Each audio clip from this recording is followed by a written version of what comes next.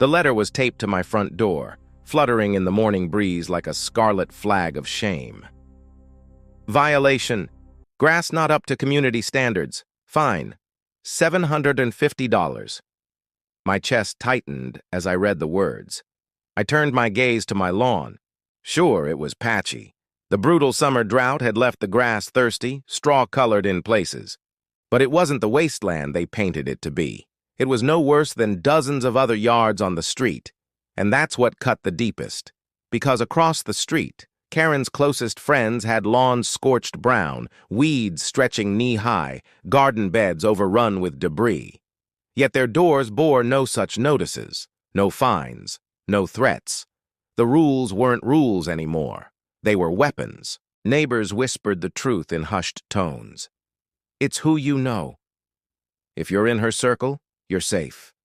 If you're not, good luck.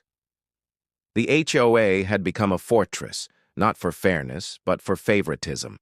Inside its walls, Karen and her friends lived untouched. And outside, families like mine paid the price. But I wasn't going to let them bury us in hypocrisy. This wasn't just about grass. It was about dignity, about equality, about standing up when the system was rigged. Karen carried herself like royalty.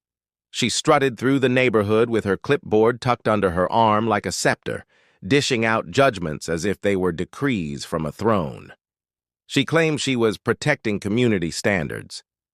But her track record told a different story. One neighbor's playhouse was fined for being too colorful. Karen's best friend had a neon pink shed that stood untouched. A family was ticketed for having too many cars in their driveway. Karen's cousin ran a used car side hustle from his property, unbothered. My lawn? A disgrace, she said. Meanwhile, her allies' yards looked like abandoned lots. Karen preached order while her friends flaunted chaos. Her power was a mask, hiding corruption behind the guise of community. My story was different. I wasn't privileged. I wasn't connected to the board. I was just a hard-working parent trying to keep my home afloat. Every day I left for work before sunrise. Every evening I dragged myself home, exhausted but determined to keep things together. Weekends weren't rest. They were mowing, fixing, cleaning, catching up. The drought had stolen water from the grass, but it hadn't stolen my pride. This was my home, my family's home, and I wasn't about to let favoritism define our worth. The board meeting was a battlefield. Neighbors packed the room shoulder to shoulder, the air thick with tension. Cell phones were held high, cameras rolling. Everyone knew tonight would be different. Karen sat on the raised platform, lips curled in a smirk. Her voice rang sharp across the room. Your lawn is a disgrace. Standards must be upheld. If we let one home slide, we lose all credibility. Gasps rippled through the hall. Slowly, I rose from my chair. My hands didn't shake. My voice didn't crack. Instead of defending myself, I placed photographs on the table, not of my lawn, of hers. Karen's allies, yards yellowed, weeds sprouting, garbage tucked behind bushes, all untouched, all forgiven. If the rules apply to me, I said, my voice steady, then they apply to them. The silence that followed was louder than any gavel. Karen's smile faltered. Her eyes darted to her friends in the crowd. Phones shot up, snapping photos, videos streamed live, evidence spread like wildfire, but I didn't stop there.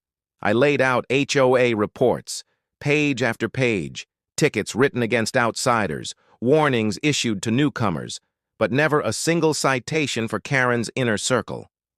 The bias wasn't subtle, it was blinding. Gasps turned to mutters, mutters to outrage. Shouts erupted. This is corruption!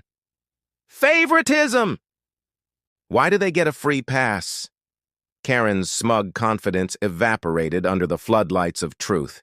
She sputtered excuses. This is different, she stammered.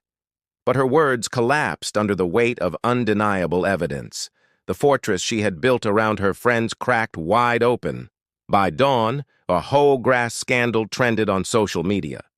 Side-by-side photos of my yard and hers spread like wildfire. Commentators mocked the hypocrisy. Local news anchors called it a symbol of HOA corruption. Veterans of HOA battles from across the country weighed in, cheering the exposure. For the first time, neighbors who had lived in fear stood up. They filed appeals. They demanded fairness. They organized petitions.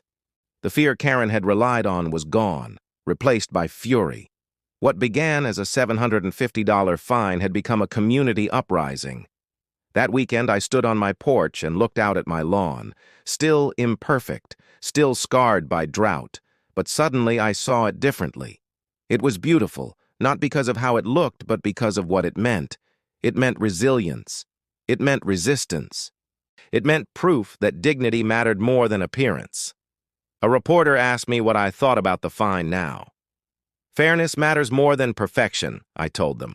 A lawn doesn't define a family. Integrity does. The camera clicked. The words spread.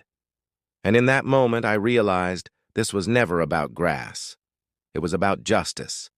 Karen punished my family for our grass. But in the end, it was her favoritism that withered. And if you believe in fairness over favoritism, in dignity over corruption, then share this story. Subscribe.